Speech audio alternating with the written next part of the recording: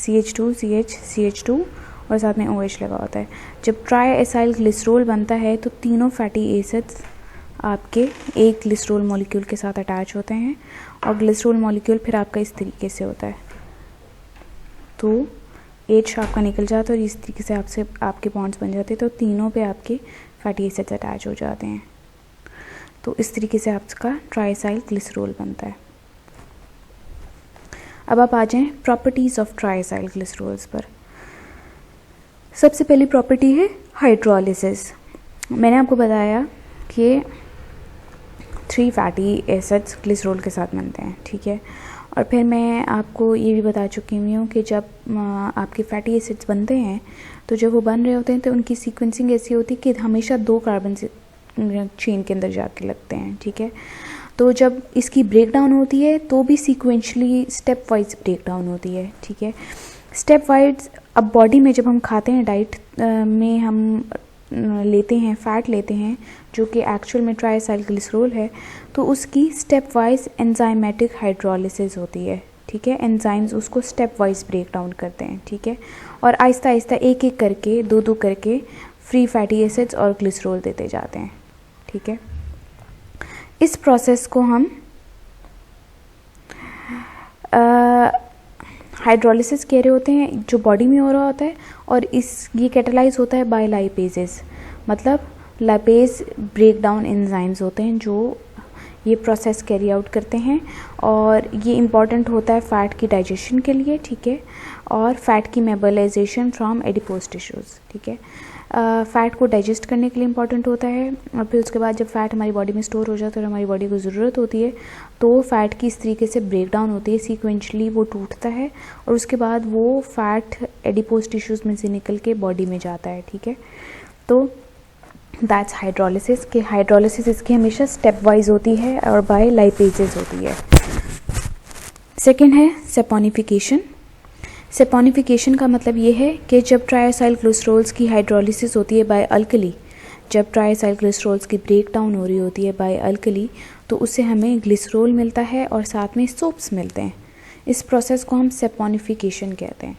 जैसे triacyl glycerol plus ये alkali है 3NaOH, ठीक है, तो हमें मिल जाता है ग्लिसरॉल प्लस 3RCOONA। ये आपके सोप्स हैं, R आपका ग्रुप है, फंक्शनल ग्रुप, और NaOH आपका सोडियम हाइड्रोक्साइड है, ठीक है। आगे चलते हैं रेंसिडिटी। अच्छा, रेंसिडिटी से आपने याद रखना है डिटीरियोरेशन। रेंसिडिटी का मतलब है फैट्स की रेंसिडिटी होती रहती है।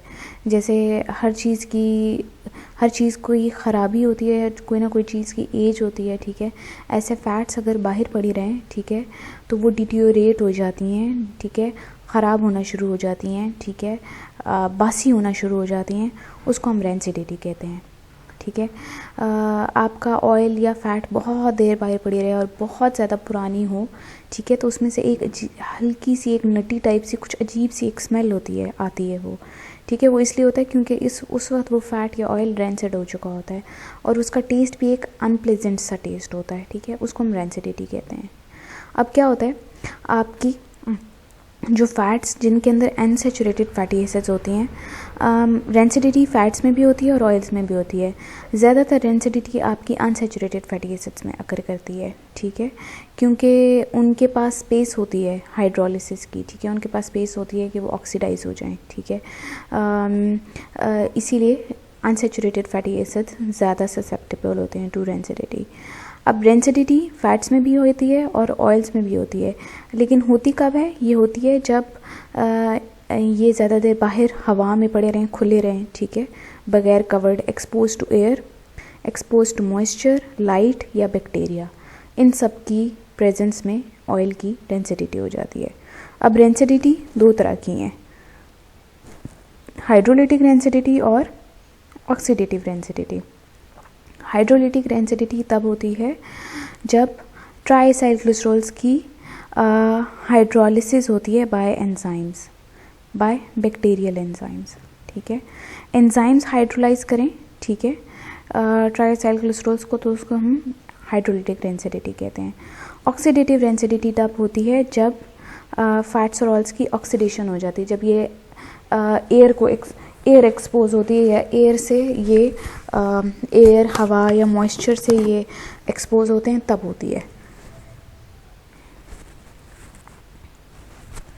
तो ये आपकी अनसैचुरेटेड फैटी एसिड्स की जब ऑक्सीडेशन हो तो ऑक्सीडेटिव रेंसिडिटी होती है।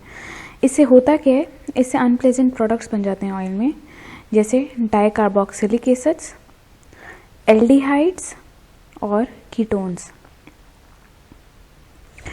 जब आपकी फ़ैट या ऑयल रेंसिड हो जाए तो तब उसको खाना नहीं चाहिए। It's unsuitable for human consumption, क्योंकि फिर आपको ये जो टॉक्सिक प्रोडक्ट्स हैं ये भी आपकी बॉडी में जाते हैं, ठीक है, और दे आर वॉलेटाइल और वो नुकसानदेह होते हैं।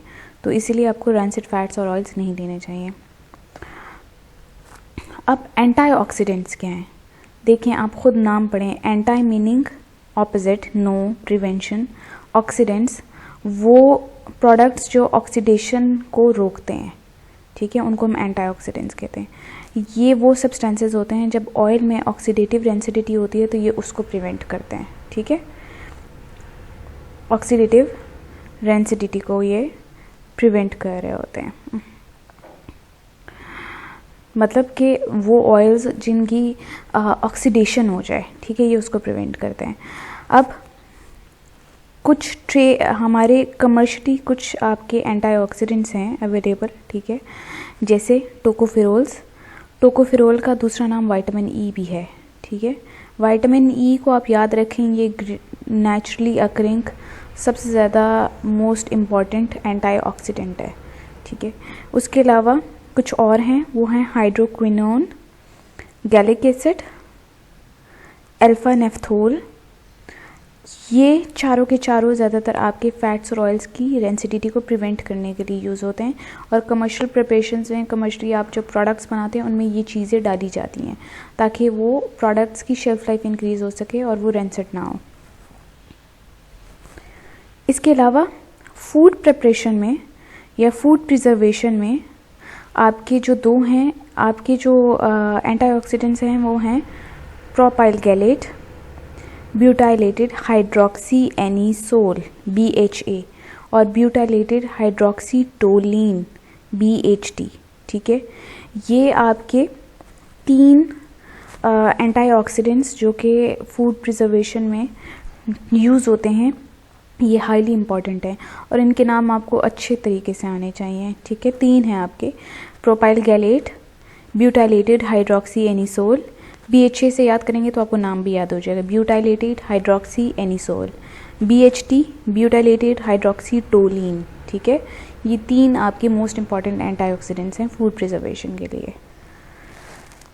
तो एंटीऑक्सीडेंट्स क्या हुए, वो सब प्रोडक्ट्स जो ऑक्सीडेशन होने से, ऑक्सीडेटिव रेंसिडिटी होने से बचाते हैं। ये ज़्यादातर आपके फैट्स और ऑयल्स में काम आ रहे होते हैं, या फैट और ऑयल से रिलेटेड जितने भी प्रोडक्ट्स होते हैं या जितने भी डेरिवेटिव्स होते हैं उन सब के लिए काम आते हैं, ठीक है। अब लिपिड पर ऑक्सीडेशन इन वीवो।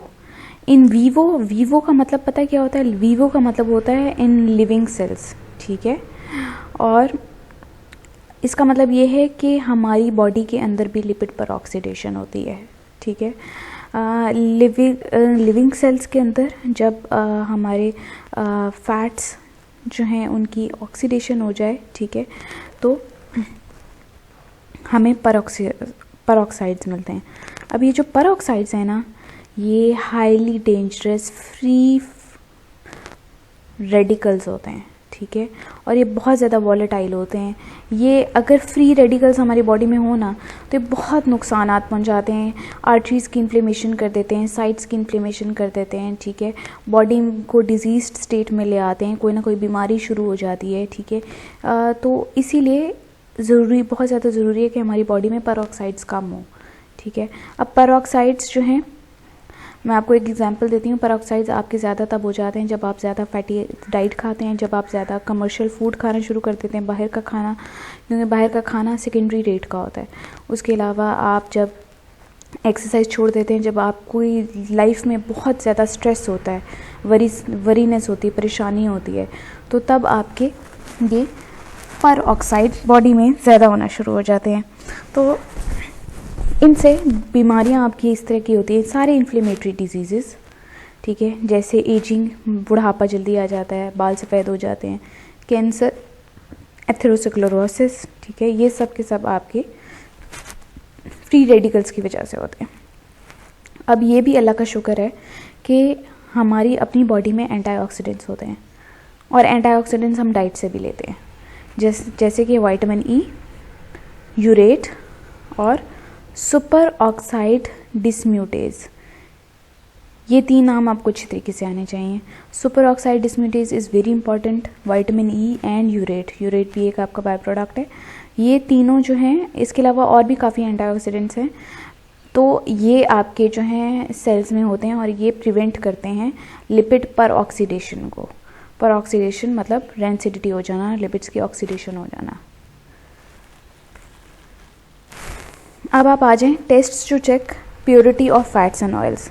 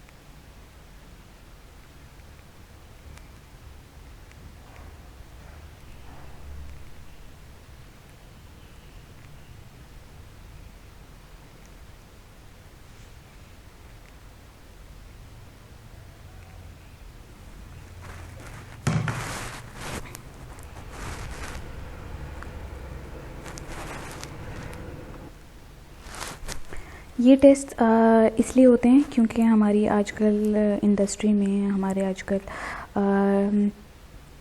कई बाहर के प्रोडक्ट्स में एडल्ट्रेशन होना शुरू हो गई है। एडल्ट्रेशन का मतलब है कि जानबूझ के इन्फीरियर प्रोडक्ट्स और इन्फीरियर चीज़ों की मिलावट कर देना अपने असल फूड प्रोडक्ट में, ताकि फूड प्रोडक्ट की क्वांटिटी बढ़ जाए और इससे जो सेलर है उसको फ़ायदा होता है, लेकिन जो बायर है उसको बहुत नुकसान होता है, क्योंकि उस प्रोडक्ट के अंदर इन्फीरियर क्वालिटी प्रोडक्ट्स होते हैं। तो इस तरीके से लेकिन आजकल जितनी ज़्यादा एडल्ट्रेशन हो रही है उतना ही फिर आजकल टेस्ट्स भी अवेलेबल हैं। तो कुछ ऐसे टेस्ट हैं जो चेक करते हैं कि फ़ैट और ऑयल प्योर हैं कि नहीं है। उन टेस्ट्स को हम देख लेते हैं। आयोडीन नंबर, सबसे पहला जो है वो आपका आयोडीन नंबर है। इसका मतलब ये है number of iodine, grams of iodine, ठीक है, absorb by 100 gram of fat, कि फ़ैट कितनी आयोडीन एब्जॉर्ब कर सकता है, फ़ैट या ऑयल दोनों ही कितनी आयोडीन आपकी एब्जॉर्ब कर सकते हैं। नॉर्मली ये क्या होता है, आयोडीन नंबर ये चेक कर रहा होता है अनसेचुरेशन ऑफ फैटी एसिड्स, ठीक है, मतलब ये नॉर्मली चेक करता है कि कितनी डिग्री ऑफ अनसेचुरेशन है, मतलब एक ऑयल कितना ज़्यादा अनसेचुरेटेड है, क्योंकि हमें ये बात पता है कि आपके ऑयल्स अनसेचुरेटेड होने चाहिए, ठीक है। अगर वो ऑयल आपका अनसेचुरेटेड नहीं है, ठीक है, अगर वो जितनी वो ज़्यादा आयोडीन एब्जॉर्ब करेगा उतना ज़्यादा वो ऑयल अनसेचुरेटेड है, जितनी कम आयोडीन वो एब्जॉर्ब करेगा उतना ज़्यादा वो सेचुरेटेड है, और इसका मतलब ये है कि वो ऑयल अडल्टरेटेड है। तो नॉर्मली आयोडीन नंबर ऑयल की एडल्ट्रेशन चेक करने के लिए होता है। और होता क्या है, grams of iodine absorb by 100 gram of fat और ऑयल, ठीक है। तो नॉर्मली आपका जो ये स्पेसिफाइड है, आपका कोकोनट ऑयल 7 to 10 आयोडीन जो है एब्जॉर्ब करता है, बटर 25 to 28, ठीक है, palm oil 45 to 55, olive oil 80 to 85, groundnut oil 85 to 100, cotton seed oil 100 to 110, sunflower oil 125 to 135 और लिनसीड ऑयल 175 to 200। तो आप देखेंगे कि आपके जो ऑयल्स हैं वो आपकी ज़्यादा आयोडीन एब्जॉर्ब करते हैं, ठीक है, और आपके जो सैचुरेटेड फैट्स हैं जैसे पाम ऑयल और बटर, ये कम आपकी आयोडीन एब्जॉर्ब करते हैं, ठीक है। तो ये सारी coconut oil, butter, palm oil, ये सारे आपके अनसैचुरेटेड फैट्स हैं, ठीक है, और ऑलिव ऑयल आपका मोनो अनसैचुरेटेड है। तो आप ये देखें कि इस तरीके से हमें पता लग जाता है कि अगर आपका सनफ्लावर ऑयल सिर्फ 55 दे रहा हो या 80 दे रहा हो तो इसका मतलब ये है कि सनफ्लावर ऑयल में एडल्ट्रेशन हुई हुई है, ठीक है। तो आयोडीन नंबर आपके number of adulteration in fats और नंबर ऑफ या डिग्री ऑफ अनसैचुरेशन चेक करता है। आगे आ जाएं, सेपोनिफिकेशन नंबर। सेपोनिफिकेशन नंबर क्या होता है? ये आपका आइडेंटिफाइड होता है by number of potassium hydroxide, KOH hydroxide, K potassium, ठीक है। तो mg number of potassium hydroxide या mg of hydroxide required to hydrolyse 1 gram of fat और ऑयल। कितना आपको पोटेशियम हाइड्रोक्साइड चाहिए होगा कि आपका 1 ग्राम ऑफ फैट या ऑयल हाइड्रोलाइज हो जाए, ठीक है। अब इसमें ये आपका जो सेपोनिफिकेशन नंबर होता है ये नॉर्मली क्या कर रहा होता है, ये फैटी एसिड्स का मॉलिक्यूलर साइज चेक करता है, ठीक है, कि कितने आपके जो प्रेजेंट फैटी एसिड्स हैं, ठीक है। इससे क्या होता है, ये जो आपका सेपोनिफिकेशन नंबर है ये फैट्स के लिए होता है, ठीक है, और ये उन फैट्स में जिनमें शॉर्ट चेन फैटी एसिड्स होते हैं उनमें ज़्यादा होता है, ठीक है। तो ज़्यादातर ये आपकी फ़ैट्स चेक करने के लिए होता है, ठीक है, क्योंकि आपकी सोप फॉर्मिंग फैट से हो रही होती है, ठीक है। तो mg of potassium hydroxide required to hydrolyse 1 gram of fats is called saponification number. इसमें ह्यूमन फैट 195 to 200 होती है, बटर आपकी 230 to 240 और कोकोनट ऑयल आपका 250 to 260, ठीक है। तो ये सब के सब आपके एक्चुअली में पाम ऑयल, कोकोनट ऑयल, ये सब आपकी सैचुरेटेड फैट्स हैं क्योंकि ये सॉलिड होती हैं रूम टेम्परेचर पे, और ये नेचुरली प्रेजेंट वाहिद आपके ऑयल्स हैं या वाहिद आपके प्लांट सोर्स की फ़ैट है जो सैचुरेटेड फ़ैट है।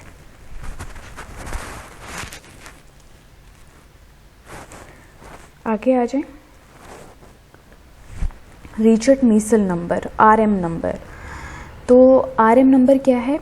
ये number of millilitre of 0.1 NKOH, ठीक है, required to neutralise the soluble volatile fatty acids distilled from 5 gram of fat.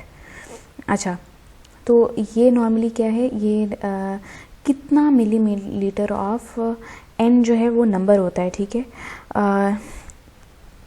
कितना मिलीलीटर ऑफ 0.1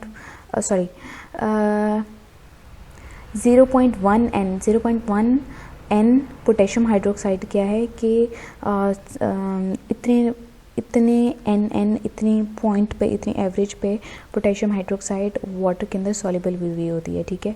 तो कितनी millimetre of 0.N potassium hydroxide चाहिए होगी कि 5 ग्राम ऑफ फैट आपका न्यूट्रलाइज हो जाए, ठीक है। अब वोलेटाइल फैटी एसिड्स जो होते हैं वो ज़्यादातर आपके बटर के अंदर होते हैं। बटर के अंदर highest amount of volatile fatty acids होते हैं और फिर आहिस्ता आहिस्ता बाकी फैट्स और ऑयल्स में होते हैं। तो रिचर्ड मीसल नंबर या RM नंबर ज़्यादातर यूज़ होता है बटर की प्योरिटी चेक करने के लिए, ठीक है। बटर के अंदर वोलेटाइल फैटी एसिड्स होते हैं जैसे ब्यूटायरिक एसिड, कैप्रोइक एसिड या caprylic acid. RM number fats का तकरीबन 25 to 30 होता है, ठीक है, और एडिबल ऑयल्स वगैरह का लेस देन 1 होता है।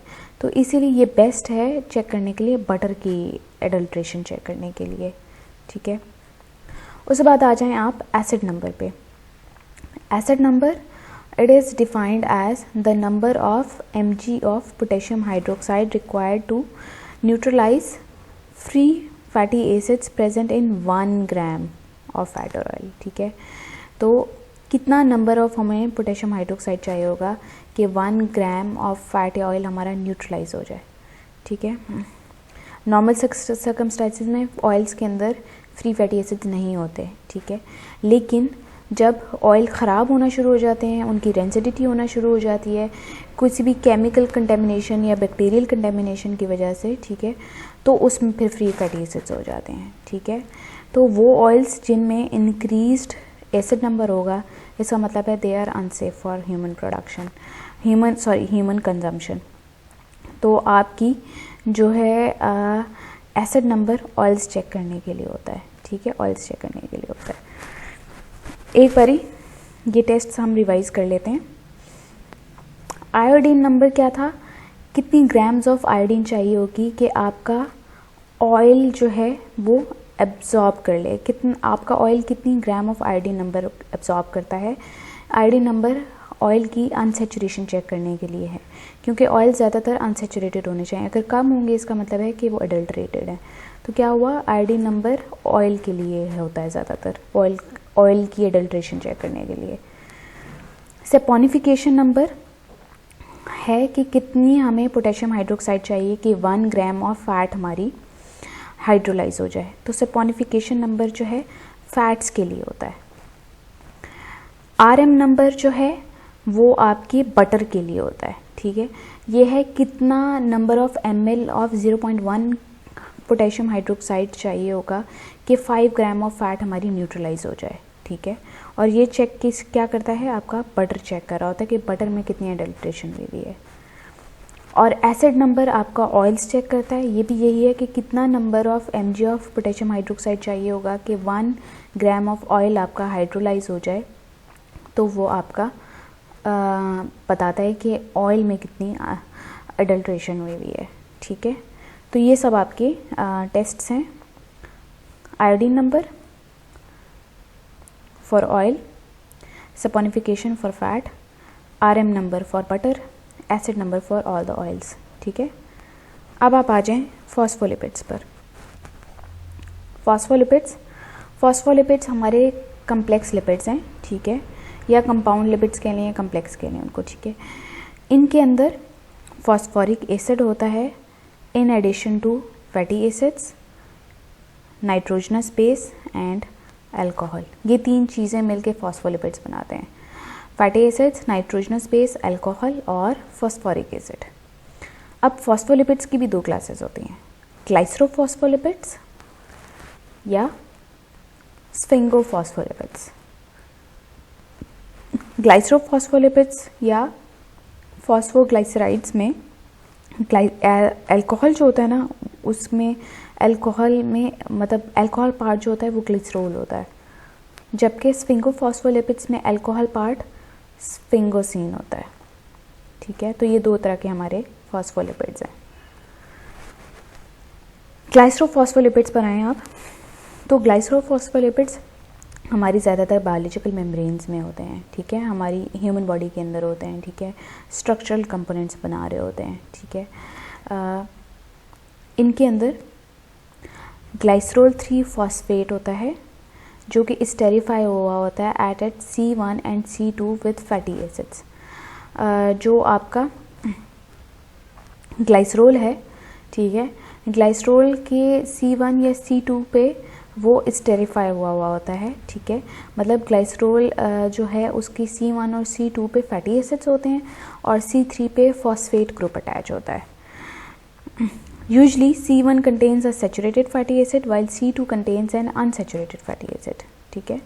C1 के ऊपर ये हम पहले बात डिस्कस कर चुके हुए हैं कि C1 के ऊपर हमेशा आपका सैचुरेटेड होता है और C2 के ऊपर हमेशा आपका अनसैचुरेटेड होता है, ये बात हम पहले डिस्कस कर चुके हुए हैं।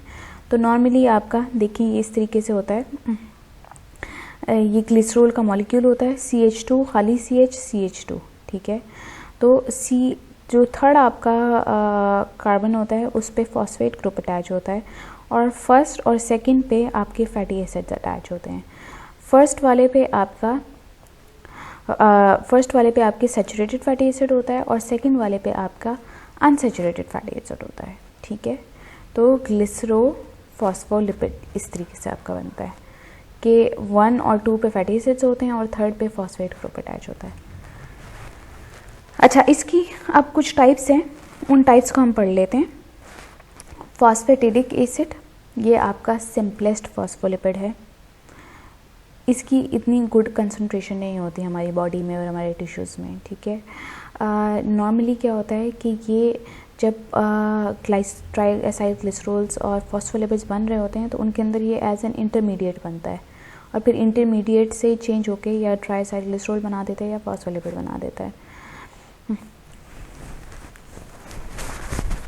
अच्छा, तो नॉर्मली जो हैं सारे जितने भी आपके ग्लाइसरोफॉस्फोलिपिड्स होते हैं वो फॉस्फेटिडिक एसिड के डेरिवेटिव्स के तौर पे बनते हैं, ठीक है। मतलब ये खुद एक इंटरमीडिएट होता है और इससे बाकी प्रोडक्ट्स बन रहे होते हैं। सेकेंड आते हैं आपके लिसिथिन्स। लिसिथिन्स सबसे ज़्यादा इम्पॉर्टेंट होते हैं हमारी सेल मेम्ब्रेन्स में। फॉस्फेटिडिक एसिड ज़्यादा नहीं थे अबंडेंट, लेकिन लिसिथिन्स हमारी सेल मेम्ब्रेन में सबसे ज़्यादा होते हैं। दूसरा, नाम लिसिथिन निकला है लिसिथोस से। लिसिथोस का मतलब है एग योक, ठीक है। ये हमारी नेचुरली एग योक के अंदर प्रेजेंट होते हैं लिसिथिन्स। और लिसिथिन्स का क्या काम होता है, लिसिथिन्स जो है ना फैट को सॉल्युबल कराते हैं उसमें वाटर के अंदर, ठीक है। तो लिसिथिन्स का जैसे मायनीज़ बनती है, तो मायनीज़ कैसे बन रही होती है, मायनीज़ आपकी उसके अंदर एग योक डाली जा रही होती है, एग वाइट डाली जा रही होती है, ठीक है। तो इसमें क्या होता है, तो लिसिथिन आपके अंडे के अंदर होता है और अंडे से आपकी मायनीज़ बनती है। मायनीज़ क्या है, आपका जो फैट है वो सॉल्युबल हुआ है, ठीक है। तो लिसिथिन जो है एक फॉस्फेटिडिक एसिड है जिसके अंदर कोलिन एज अ बेस होती है, और फॉस्फेटिडिकोलिन्स जो हैं वो स्टोरेज फॉर्म है बॉडी की कोलिन की, ठीक है। अच्छा, अब लिसिथिन्स की 2 टाइप्स हैं। डाई पाल्मेटॉइल लिसिथिन, ये होता है हमारे लंग्स में प्रेजेंट होता है, ठीक है। और ये क्या काम कर रहा होता है, ये ना हेल्प कर रहा होता है कि जो लंग्स की इनर की सरफेस है वो आपस में चिपक ना जाए, ठीक है। तो सरफेस टेंशन दे रहा होता है लंग्स को, ठीक है। और इसके अलावा अगर आपका डाई पाल्मेटॉइल लिसिथिन नहीं होगा तो रेस्पिरेटरी डिस्ट्रेस होता है इन्फेंट्स वगैरह में, मतलब सांस लेने में दिक्कत होती है।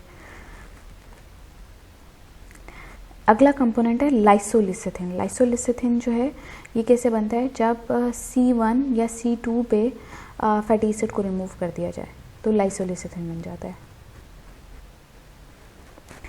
फिर नेक्स्ट हैं आपके सेफिलेंस। सेफिलेंस जो हैं उनकी नाइट्रोजनस बेस जो होती है वो होती है इथेनोलमाइन, ठीक है। तो ये इनकी नाइट्रोजनस बेस होती है। अच्छा, तो लिसिथिन और सेफिलिन में क्या फ़र्क है, सेफिलिन की तरह के होते हैं, सेफिलिन और लिसिथिन दोनों सेम है, लेकिन सिर्फ इतना फ़र्क है नाइट्रोजनस बेस इनकी डिफरेंट होती है। फिर आ जाते हैं फॉस्फेटाइडिलाइनोसिटोल, ठीक है। अच्छा, ये जो हैं ये क्या हैं, ये स्टीरियो आइसोमर होते हैं मायोइनोसिटोल के। मायोइनोसिटोल हम कर चुके हुए हैं, ठीक है। इसमें क्या होता है कि मायोइनोसिटोल जो है वो अटैच हुआ होता है फॉस्फेटिडिक एसिड के साथ और फॉस्फेटिडिलाइनोसिटोल बना देता है, ठीक है। तो मैंने अभी बताया ना, फॉस्फेटिडिक एसिड खुद तो प्रेजेंट नहीं होता नॉर्मली, लेकिन बहुत सारे बाकी फॉस्फोलिपिड्स जो हैं इसी की डेरिवेटिव्स हैं, ठीक है। तो ये इसी तरीके से है। इसके साथ अगर मायोइनोसिटोल लगाएंगे तो फॉस्फेटिडिलाइनोसिटोल बन जाएगा। अच्छा, ये भी आपकी सेल मेम्ब्रेन्स में होता है, ठीक है। और ये कुछ आपके हार्मोन्स में होता है, ठीक है। ऑक्सीटोसिन और वैसोप्रेसिन, ये दोनों आपके जो हैं स्ट्रेस रिलेटेड हार्मोन्स हैं। अच्छा, नेक्स्ट है टाइडल सीराइन, ठीक है, इसमें क्या होता है अमाइनो एसिड सीराइन। सीराइन अभी आप आगे अमाइनो एसिड जब पढ़ेंगे तो उसमें आप सीराइन के बारे में पढ़ेंगे। Serine is an important amino acid, ठीक है। ये जब आपका ग्लाइसरोफॉस्फोलिपिड्स में हो, ठीक है, तो आपका फॉस्फेटिडिल सीराइन बन जाता है, ठीक है। इसके अलावा फॉस्फेटिडिल थ्रियोनीन भी होता है। थ्रियोनीन भी आपका अमाइनो एसिड है। इसके अलावा प्लाज्मोलोजेंस, प्लाज्मोलोजेंस क्या होते हैं, जब फैटी एसिड अटैच हुआ होता है C1 पे, जब आपका फैटी एसिड अटैच होता है ग्लिसरॉल के C1 पे तो ग्लाइसरोफॉस्फोलिपिड्स बनते हैं, ठीक है। और अब ग्लाइसरोफॉस्फोलिपिड्स के C1 पे अगर फैटी एसिड अटैच होगा तो प्लाज्मोलोजन बनेंगे। और ये कैसे होता है, जब उसका लिंकेज ईथर होगा, ठीक है। मतलब ये है कि ग्लाइसरोल में जब C1 पे फैटी एसिड अटैच होता है और वो अगर ईथर लिंकेज के ज़रिए से अटैच होगा, ठीक है, तो प्लाज्मोलोजन बन जाएगा। फॉस्फेटाइडल इथेनोलामाइन, ये आपका मोस्ट इम्पॉर्टेंट है क्योंकि इसका which is similar in the structure of, तो ये स्ट्रक्चर में सेम होता है फॉस्फेटाइडल इथेनोलामाइन, सिर्फ यहाँ पे YL और यहाँ पे AL का फ़र्क है, ठीक है। तो खैर ये जो है इसमें बस ये है कि ये ईथर लिंकेज से बना होता है। अगर C1 पे ग्लिसरॉल के C1 पे फैटी एसिड ईथर लिंकेज से होगा तो प्लाज्मोलोजन बन जाएगा। अच्छा, इसके अलावा आप क्या आ जाते हैं, कार्डियोलिपिन। कार्डियोलिपिन, कार्डियो का मतलब आपका होता है हार्ट। जहाँ भी कार्डियो वर्ड आएगा आपका, ठीक है, उसका मतलब होता है हार्ट, ठीक है। तो ये क्या है, ये आपके हार्ट मसल के अंदर होता है, ठीक है। अब स्ट्रक्चरली कार्डियोलिपिन के अंदर क्या होता है, 2 मॉलिक्यूल्स होते हैं फॉस्फेटिडिक एसिड के और उनके अंदर एक एडिशनल ग्लिसरॉल होता है, ठीक है। अच्छा, तो 2 मॉलिक्यूल्स ऑफ फॉस्फेटिडिक एसिड और वो अटैच हुए होते हैं एडिशनल ग्लिसरॉल के साथ, ठीक है। तो हमें कार्डियोलिपिन मिलता है। अच्छा, it is an important component of inner mitochondrial membrane and essential for mitochondrial function. तो ये आपका माइटोकॉन्ड्रिया में इम्पॉर्टेंट होता है, उसकी मेम्ब्रेन में भी होता है और उसके फंक्शन के लिए भी इम्पॉर्टेंट है। उसके अलावा डिक्रीज्ड कार्डियोलिपिन लेवल्स में result in mitochondrial dysfunction, ageing, hypothyroidism, cardioskeleton myopathy. अच्छा, अगर कार्डियोलिपिन कम होता है तो माइटोकॉन्ड्रिया प्रॉपर्ली वर्क नहीं करता। हाइपोथायराइडिज्म एक बीमारी जिसमें आपके हार्मोन्स प्रॉपर्ली थायराइड प्रोड्यूस नहीं कर पाता, ठीक है। अच्छा, cardiolipin is the only phosphoglyceride that possesses antigenic properties. Antigenic properties इसके अंदर होती हैं कार्डियोलिपिन के अंदर।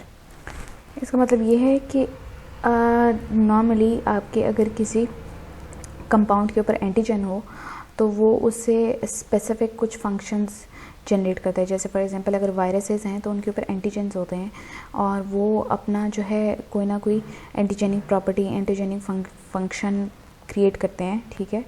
और इनका भी जो है प्रॉपर्टी एंटीजेनिक प्रॉपर्टी है।